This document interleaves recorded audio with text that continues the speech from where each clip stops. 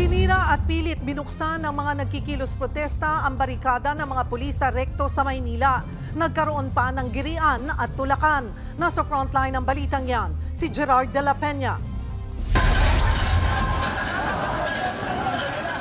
Walang takot na sinira ng mga nagkikilos protesta ang barikadang bakal na yan sa Recto. Pwede ko sa inyo ha? Pag nakakita ko kayo ng polis, arestuhin namin kayo!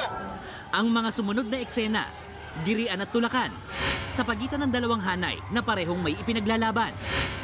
Mula sa mga miyembro ng LGBT para isulong ang kanilang karapatan at mula sa kapulisan para gampanan ang kanilang tungkuling panatilihin ang kapayapaan. Ang kilos protesta na yan, pinangunahan ng LGBTQIA+ bilang pagdiriwang ng ika-31 anibersaryo ng Stonewall Philippines, ang sinasabing unang pride event sa Pilipinas at sa Asia.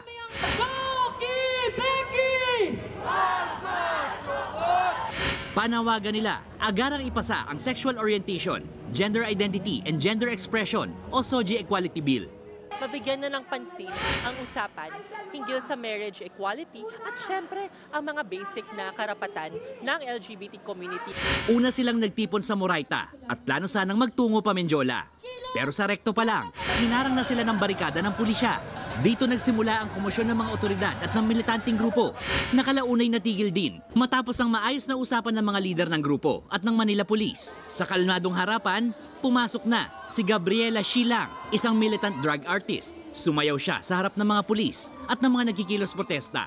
Kabilang din sa mga dumalo sa protesta, ang batikang direktor at batang Quiapo star na si Joel Lamangan. Nagbabalita mula sa frontline, Gerard de la Peña, News 5. Mga kapatid, Cheryl Cosimpo, huwag maging huli at maging una sa lahat sa balitaan.